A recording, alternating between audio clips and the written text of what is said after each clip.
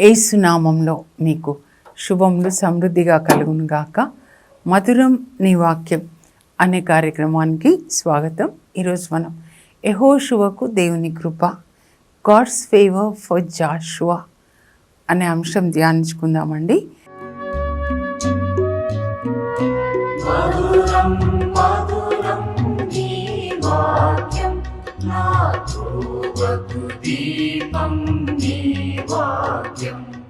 Hebrew భాషలో అయితే జాషువాని యెషువా యెషువా యెషువా అని పిలుస్తారు.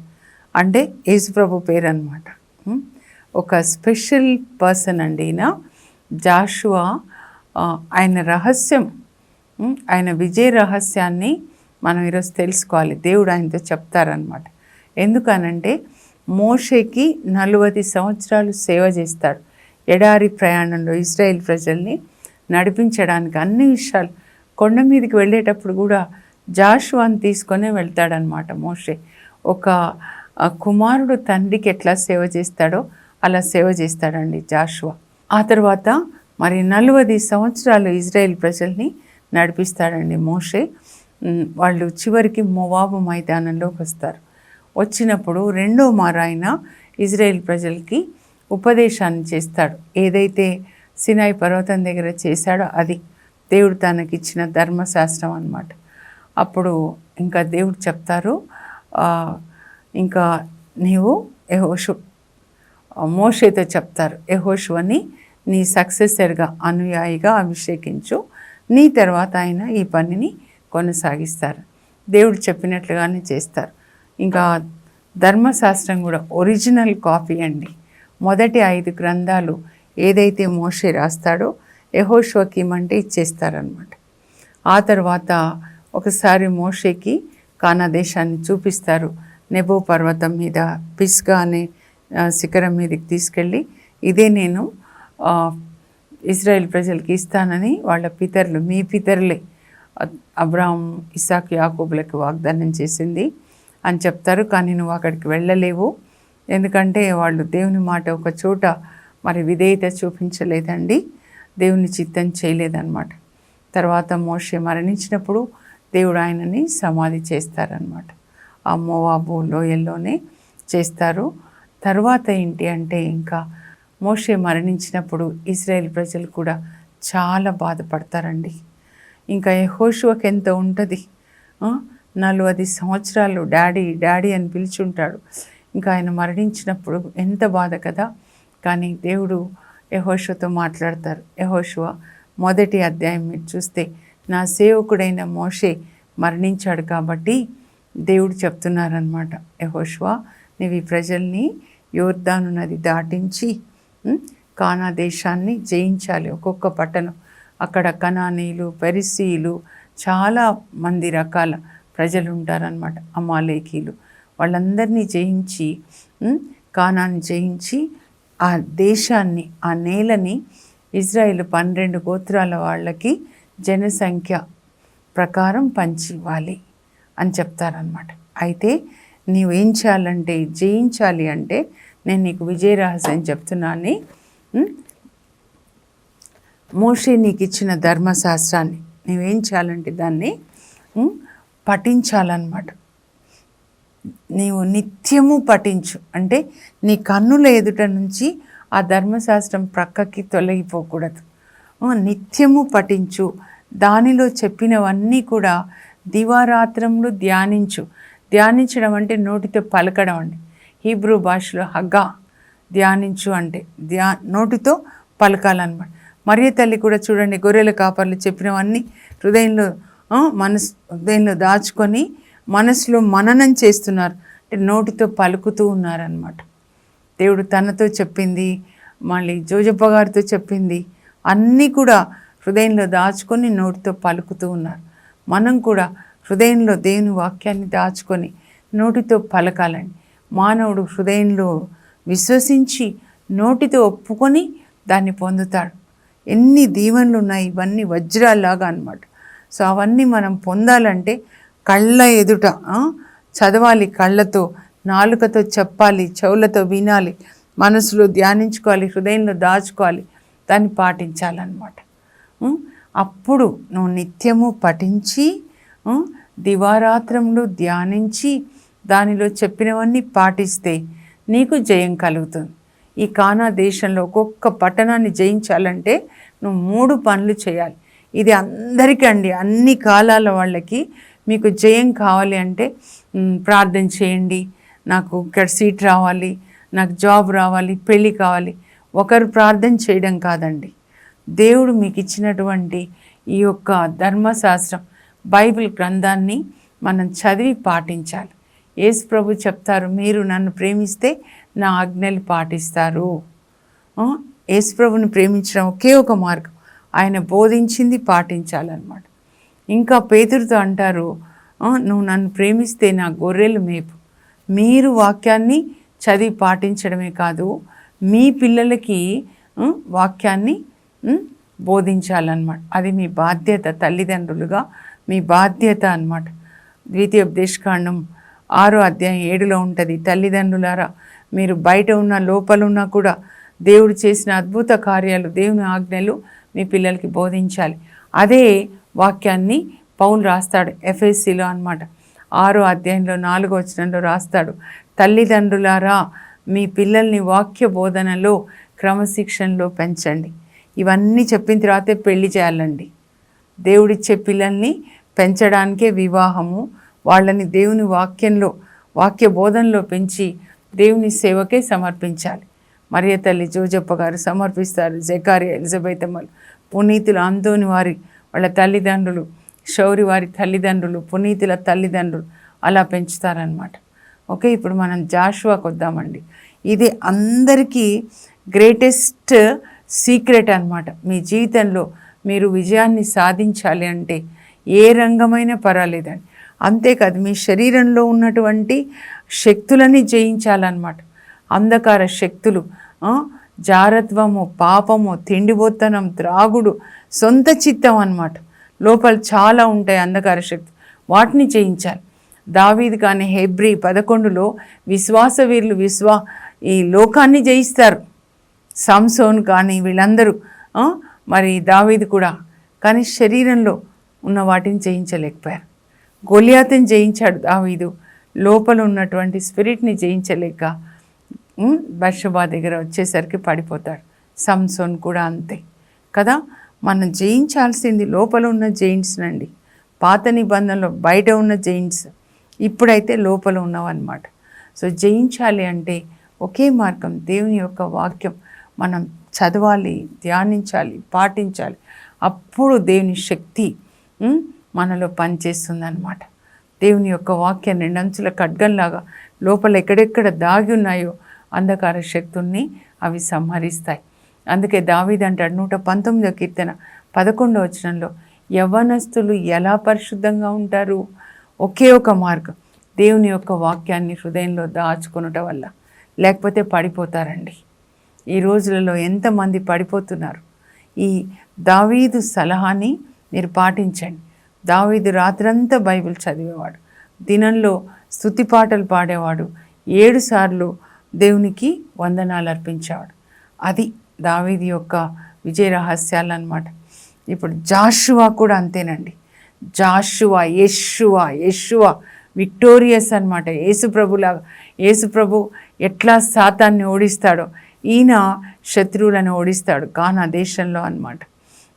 మోషేకి ఇచ్చిన ధర్మశాస్త్రాన్ని నీవు, ఇంకొకసారి చెప్తున్నా అండి, నిత్యము పఠించు, దానిలో చెప్పినవన్నీ ధ్యానించు దివారాత్రములు, అప్పుడు పఠించు, ధ్యానించు, పాటించు, సక్సెస్ విల్ బి యువర్స్. అలాగే చేస్తాడండి, అలాగే చేస్తాడు. మరి మీరు 3వ అధ్యాయం చూసినట్లయితే దేవుడు చెప్తారనమాట, వీళ్ళందరినీ శుద్ధి చేసుకోమను, అప్పుడు నేను వాళ్ళ మధ్యలో అద్భుతాలు చేస్తాను. Sanctify your cells today, tomorrow I will perform miracles. దేవుడు చెప్తాడు, నిన్ను నువ్వు శుద్ధి చేసుకో. ఈరోజు వాక్యంతో, యేసు రక్తంతో, పరిశుద్ధాత్మ ద్వారా మీ ఇంట్లో అద్భుతాలు జరుగుతాయన్నమాట. వాక్యం అనేది నీరండి. బైబిల్ ప్రకారం మన శరీరాన్ని ఎట్లా శుద్ధి చేసుకుంటాం, నీళ్లతో, సబ్బుతో, యేసు రక్తంతో, యేసు వాక్యంతో శుద్ధి చేసుకోవాలన్నమాట. కనుకనే నామాన్ చూడండి, ఎలీషా చెప్తాడు, యోర్దాన్ నదిలో 7 సార్లు మునిగితే నీకు స్వస్థత. ఈ వాక్యమే మనల్ని శుద్ధి చేస్తుంది. యేసుప్రభు అంటారు యోహాన్ 15:3లో, నేను మీతో చెప్పిన మాటల వల్ల మీరు శుద్ధులవుతారు. ఇప్పుడు ఎవరైనా బురదలో పడిపోయారనుకోండి, ప్రార్థన చేస్తే బురద పోతుందా? నీళ్ళతో కడుక్కోవాలి కదా. అలాగే మనం కూడా మనకి శుద్ధి కావాలి అంటే యేసుప్రభు వాక్యం, యేసుప్రభు రక్తం, పరిశుద్ధాత్మ ఈ రెంటిని తీసుకొని మనల్ని శుద్ధి చేస్తాడు. అందుకే ఆయన పేరు పరిశుద్ధాత్మ అన్నమాట. అందుకే ఆయనను యేసుప్రభుని పొడిస్తే ఒకవైపు రక్తం, ఒకవైపు నీరు వస్తాయి. నీరు దేనికి సాదృశ్యం అంటే బైబిల్ భాషలో దేవుని యొక్క వాక్యం. స్నానం చేసుకోకపోతే ఎంత వాసన వస్తుందండి. మరి మన ఆత్మ కూడా అంతే. ఇది ఆహారం కూడా అన్నమాట. శరీరానికి ఎట్లా ఆహారం తింటే బలమో, ఆత్మకి ఆహారం దేవుని యొక్క వాక్యం అన్నమాట. ఇది ఆత్మ, ఆ దేవుడు ఆత్మ, ఆయన ఇచ్చిన ఆహారం కూడా ఆత్మే. కనుక మనం ఆత్మ ఆహారాన్ని రోజు మన ఆత్మకి పెట్టాలి. అప్పుడు బలంగా ఉంటుంది అన్నమాట ఆత్మ. ఆత్మ బల సంపన్నుడయ్యాడు అంటారు. బాప్తిస్మ యోహాన్ని గురించి రాయబడింది లూకా సువార్త 1:80లో అన్నమాట. మనం అలా ఉండాలి. సో యెహోషువ దేవుడు చెప్పిందంతా పాటిస్తాడండి. అందరికీ చెప్తాడు, మీరు శుద్ధి చేసుకోండి, రేపటి నుంచి దేవుడు అద్భుతాలు చేస్తారు. అందరూ శుద్ధి చేసుకుంటారండి. మోషే టైంలోనేమో గొనుగుతూ ఉంటారా, గొనిగి ఎడారిలో చనిపోతారు. కానీ జాషువా జనరేషను ఒబీడియంట్ జనరేషన్ అండి, శుద్ధి చేసుకుంటారు. ఇంకా అద్భుతాలు చూడండి. ఎట్లాంటి అద్భుతాలు అంటే 3వ అధ్యాయంలో 7వ వచనం నుంచి మనం చదివితే, మెల్లగా చదవండి. ఇది యావే చెప్తారు, యెహోషువా నేను నిన్ను ఇజ్రాయేల్ ప్రజల ముందు గొప్పవాణ్ణి చేస్తాయ్యా, మోషేకిలాగా నేను నీకు తోడుగా ఉన్నానని వీళ్ళు గ్రహించేలాగా గొప్పవాణ్ణి చేస్తాను. ముందుగా వాళ్ళకి చెప్పు, ఇదో మనం రేపు యోర్దాన్ దాటాలి, అప్పుడే వాళ్ళు కానాలోకి అడుగు పెడతారు. సో అందరూ శుద్ధి చేసుకున్న తర్వాత యాజకులు మందసాన్ని మోస్తూ, యాజకులు కూడా శుద్ధి చేసుకుంటారు, మందసాన్ని మోస్తూ ఆ యోర్దాన్ నదిలో వాళ్ళ పాదాలు మోపాలి. అప్పుడు యోర్దాన్ నది ఇలా ప్రవహిస్తుంది కదా, ఆ నీళ్ళని ఆపి దారిని చేస్తాను. ఎలా మోసే టైంలో కర్రను చాస్తే ఎర్ర సముద్రంలో, రేలు సముద్రంలో దేవుడు మార్గాన్ని చేశారో, ఇప్పుడు వీళ్ళకి చెప్పు, మీరు యాజకులకి మందసాన్ని మోస్తూ మీరు నీళ్ళలోకి దిగండి, అప్పుడు నీళ్ళలో నేను దారి చేస్తాను. అప్పుడు నువ్వు అలా చెప్పు, మరి రేపు యాజకులు అలా చేస్తారు, అప్పుడు దారిని ఇస్తాను. అప్పుడు అప్పుడు మోషే ఏం చెప్తే అది జరిగింది, ఇప్పుడు యెహోషువ చెప్పింది జరిగిందని మోషేని గౌరవించినట్లే నేను గౌరవిస్తాను. ప్రజలకి పిలిచి చెప్తాడు, గోత్రాల పెద్దలకి చెప్తాడు, యాజకులకి చెప్తారు. యెహోషువ చెప్పినట్లే వాళ్ళు శుద్ధి చేసుకొని మరి మందసాన్ని మోస్తూ నీళ్ళలోకి దిగుతారు. నీళ్ళలో దారి వచ్చేస్తుందండి. అప్పుడు ప్రజలందరూ పొడి నేల మీద నడుస్తూ యోర్దాను దాటుతారు, గిల్గాల్లో అడుగు పెడతారనమాట. అక్కడ మొదట అడుగు పెట్టిన స్థలం అన్నమాట అది. అక్కడ వాళ్ళందరికీ కూడా సున్నతి చేపిస్తారు, ఎందుకంటే ఈ పిల్లల మధ్యలో పుట్టిన వాళ్ళు ఉన్నారు కదా. ఆ తర్వాత ఏంటంటే ఆయన ఒకసారి ఆ గిల్గాల్, కానా దేశంలో అడుగుపెట్టిన తర్వాత గిల్గాల్ కదా, నెక్స్ట్ ఎరికో ఉంటుంది అనమాట. అలా అని ఎరికో చెంత నిలబడతాడు యెహోషువ, ఎలా ఈ పట్టణాన్ని జయించాలి అని. అప్పుడు ఒక వ్యక్తి కత్తి దూసి అక్కడ నిలబడతాడనమాట. అప్పుడు యెహోషువ అడుగుతాడు, నువ్వు మా పక్షం వాడివా, శత్రువుల పక్షం వాడివా? నేను 50 సైన్యమునకు సైన్యాధికారిగా ఉండడానికి ఇక్కడ వచ్చాను. ఎవరంటే యేసుప్రభు అనమాట. అమ్మో అని వెంటనే సాగిలపడి ఆయనకి నమస్కారం చేస్తాడు. మోషే ఎట్లా? అప్పుడు యేసుప్రభు చెప్తారు, నీవు నించున్న ఈ ప్రదేశం పరిశుద్ధమైనది కాబట్టి నీ పాదరక్షలు విడువని. దేవుడు అప్పుడు మండుచున్న పొద ద్వారా మాట్లాడుతూ ఎలా చెప్పారో మోషేతో ఇక్కడ కూడా అన్నమాట అలాగే చేస్తాడండి. ఇంకా ఎరికో పట్టణాన్ని జయించాలి 6వ అధ్యాయానికి వచ్చినట్లయితే దేవుడు మాట్లాడతారు, రోజు మాట్లాడతారండి. మోషేతో మాట్లాడతారు, యెహోషువతో కూడా అలాగే మాట్లాడతారు. మీరు ఎరికో పట్టణం గోడలు పెద్దగా ఉంటాయి, నేను చూసాను, కూలిపోయినవే ఇంకా పెద్దగా ఉన్నాయన్నమాట. రోజు ఒక్కసారి తిరిగి రండి అందరూ. వాళ్ళు తిరిగి వచ్చేటప్పుడు ఎట్లా అంటే, ముందు ఆయుధాలని ధరించిన సైనికులు ఉండాలి, తర్వాత యాజకులు ఉండాలి, శుద్ధి చేసుకొని నారబట్టలు ధరిస్తారు, వాళ్ళ చేతిలో బూరలు ఉంటాయన్నమాట. తర్వాత నెక్స్ట్ మందసాన్ని మోస్తున్న యాజకులు, వాళ్ళ వెనకాల ప్రజలు ఉంటారు. అయితే జాషువా ఏం చెప్తారంటే, ఇలా తిరిగేటప్పుడు ఒక్కరు కూడా ఒక్క మాట మాట్లాడొద్దు. జాషువా 6:10 అండి. నిజంగా ఎంత విధేయిస్తారంటే వాళ్ళు ఒక్క మాట కూడా మాట్లాడారండి. ఎంతమంది ప్రజలు, అప్పుడు 6 లక్షల మంది, ఇప్పుడు కూడా 6 లక్షల మంది పెద్దవాళ్ళు అనమాట. ఎంత ఒబీడియన్స్ చూడండి. ఎక్కడ ఒబీడియన్స్ విధేయత ఉంటుందో దేవుని మాటకి, అది చిన్న మాటే కావచ్చు, అక్కడ దేవుని సన్నిధి, దేవుని అద్భుతాలు మనం చూస్తామన్నమాట. అప్పుడు వాళ్ళు అలాగే తిరుగుతారు. 7వ రోజు 7 సార్లు అనమాట. తర్వాత పెద్దగా బూరలు ఊదినప్పుడు యాజకులు ఇంకా అందరూ పెద్దగా కేకలు వేస్తారు. పెద్దగా యావేకి జయము, యావేకి స్తోత్రము, ఏం చెప్పాడు జాషువా. అలా అని దేవుని స్తుతించినప్పుడు కోట గోడలు అవంతట అవి కూలిపోతాయి. అంటే దేవుని ఆత్మ వచ్చి పనిచేస్తారు. మనం విధేయించినప్పుడు పని చేసేది ఎవరు అంటే పరిశుద్ధ ఆత్మదేవుడు అండి, మనం కాదు. ఆత్మ ద్వారా జరుగుతుందన్నమాట. ఆ తర్వాత ఇంకా 10వ అధ్యాయం చాలా బాగుంటుందండి. అక్కడ వీళ్ళు ఎరికో పట్టణాన్ని జయిస్తారు. తర్వాత హాయిలో కొంచెం ముందు ఒక పొరపాటు జరుగుతుందండి, కానీ తర్వాత గెలుస్తారనమాట. నెక్స్ట్ అప్పుడు అక్కడ పట్టణాలు ఉంటాయి కదా, ఇంకా చాలా పట్టణాలు. 5 రాజులు వాళ్ళు ప్లాన్ చేసుకొని అందరం ఒకేసారి దాడిచ్చేస్తే వీళ్ళని మనం గెలవచ్చు అని అందరూ వీళ్ళ మీదకి దాడికి వస్తారండి. గిబియోన్ లో ఉంటారనమాట, అక్కడికి వస్తారు. అప్పుడు జాషువా దేవుడు ఆయనతో ఏం చెప్తే చేస్తారు కదా, వీళ్ళు యుద్ధం చేస్తారు. మధ్యాహ్నం 12 గంటలు అవుతుంది అనమాట. అప్పుడు పరిశుద్ధాత్మ ఆయనతో ఎట్లా మాట్లాడతారు తెలుసా? జాషువా, నువ్వు మాట పలుకు, నువ్వు ఈ మాట పలుకు, నేను అద్భుతం చేస్తాను. అంతే, జాషువా పలుకుతాడండి. సూర్యుడా గిబియోనుపై ఆగిపో, చంద్రుడా అయ్యాలో లోయ మీద నిలిచిపో. దేవుడు చెప్పింది పలుకుతాడు. వెంటనే అది మధ్యాహ్నం 12 గంటలు అనమాట. సూర్యుడు ఇక్కడ పైన ఉంటాడు. సూర్యుడు అలాగే ఉంటాడండి 24 అవర్స్, అలాగే కదలకుండా ఉంటాడు. చంద్రుడు కూడా అలాగే ఉంటాడు. అప్పుడు యెహోషువ 5 రాజులని జయిస్తాడండి. సైన్యాన్ని చంపేసి ఆ రాజులను బంధిస్తాడు. తర్వాత వాళ్ళని కూడా చంపేస్తాడు. చూడండి అక్కడ ఏమని రాయబడి ఉంటుందంటే, దేవుడు నరుని ఆజ్ఞకు బద్ధులై అలా సూర్యుడిని చంద్రుడిని నిలిపిన రోజు ఇంకా చరిత్రలో ఇంకోటి లేదంట. చరిత్రకారులు టైం చూసేటప్పుడు ఒకరోజు మిస్ అయిపోయింది. ఏమైంది అంటే, అప్పుడు ఎవరో బైబిల్ తెలిసిన వాళ్ళు చెప్పారంట, నువ్వు బైబిల్ గ్రంథం చదువు, జాషువా 10వ అధ్యాయంలో తెలుస్తుంది. అక్కడ దేవుడు సూర్యుడిని ఒకరోజు 24 గంటలు అక్కడే ఆపేస్తాడు. మధ్యాకాశం మింటిలో అనమాట ఆపుతాడనమాట. అంత గొప్ప అద్భుతాలండి. ఇంకా నెక్స్ట్ మనం చదువుతూ వస్తే అండి 11వ అధ్యాయం 15, 16 చదివితే ఏమని ఉంటుందంటే, యావే మోషేకి ఇచ్చిన ఆజ్ఞలు, ధర్మశాస్త్రాన్ని మోషే యెహోషువకి ఇచ్చాడు. యెహోషువ ఆజ్ఞలన్నిటినీ కూడా తూచా తప్పకుండా పాటించాడు. ఈ మాట ఇంకొకరి గురించి రాయబడలేదండి. మొత్తం ధర్మశాస్త్రం అంతా కూడా 5 గ్రంథాలన్నమాట.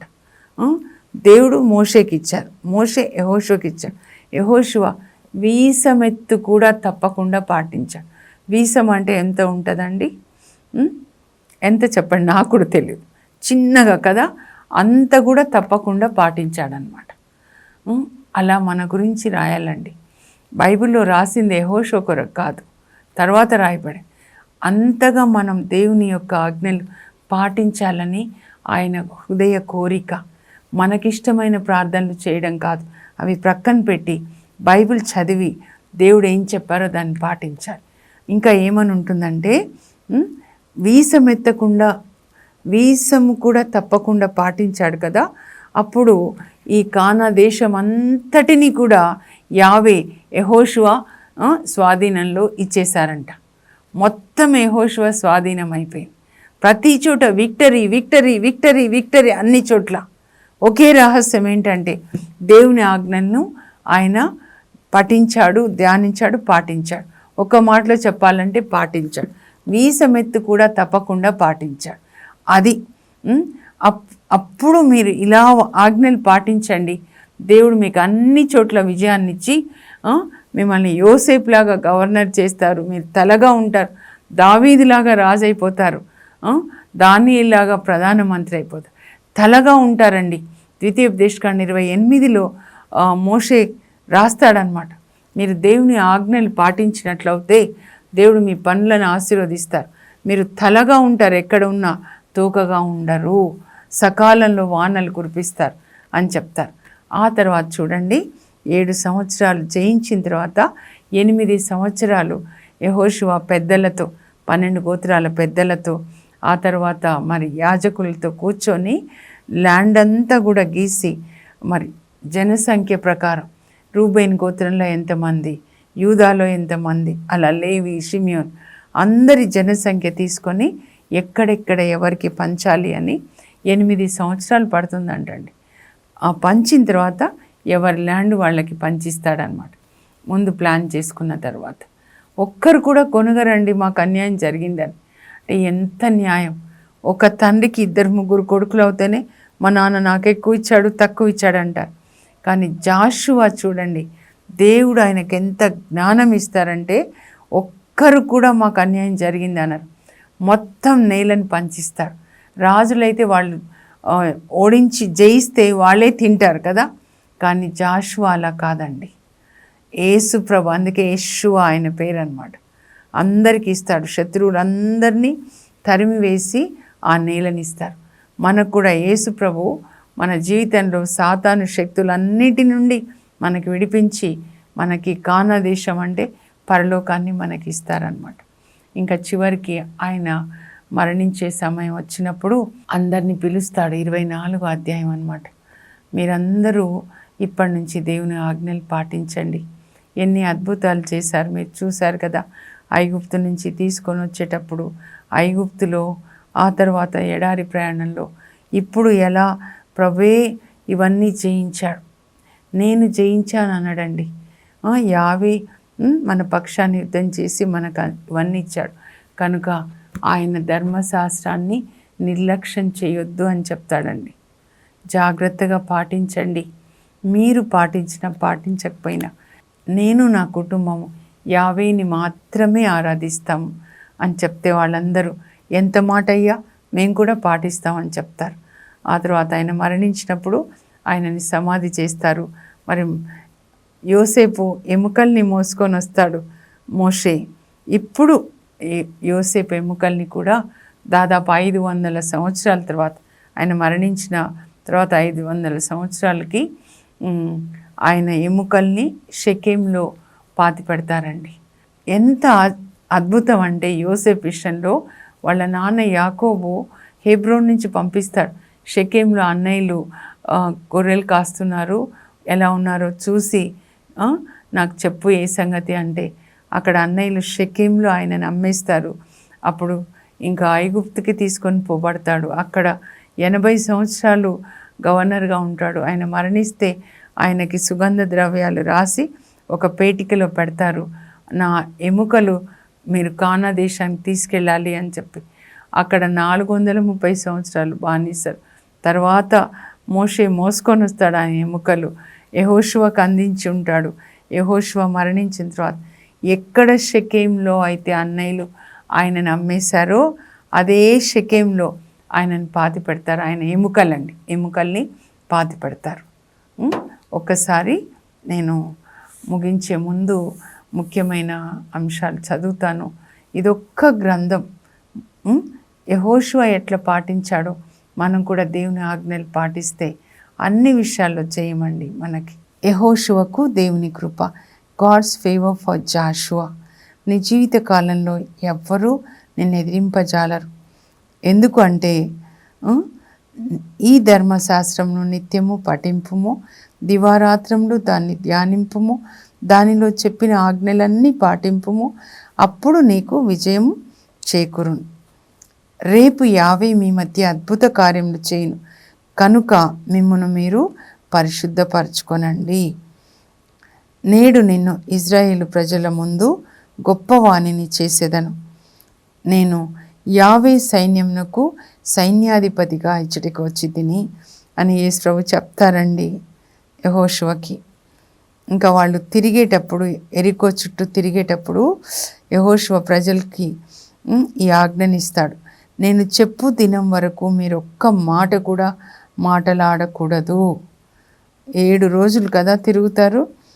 ఈ 7 రోజులు అన్నమాట తిరిగేటప్పుడు ఒక్క మాట మాట్లాడరు.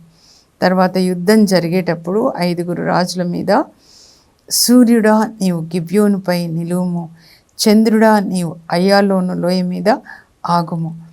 24 గంటలు సూర్యుడు ఆగిపోతాడండి. తర్వాత యెహోషువ గురించి మంచి సాక్ష్యం చూడండి.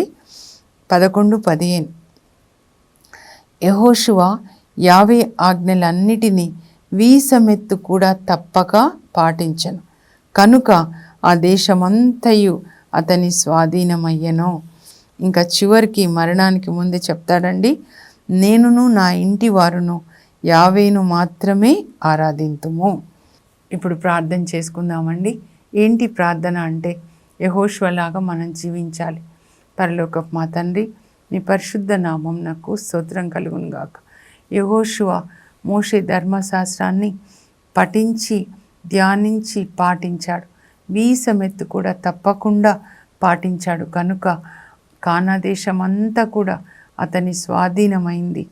కానా దేశంలో ప్రతి పట్టణాన్ని జయించి అక్కడ శత్రువులందరినీ తరిమి కొట్టి నేలని 12 గోత్రాలకి పంచిచ్చి చివరగా మరణానికి ముందు చెప్తాడు, మీరు యావేని మాత్రమే ఆరాధించండి, ఆయన ఆజ్ఞలు పాటించండి అని చెప్పి, మీరు ఎలా ఉన్నా నేను నా కుటుంబం మాత్రం యావేనే మేము ఆరాధిస్తామని.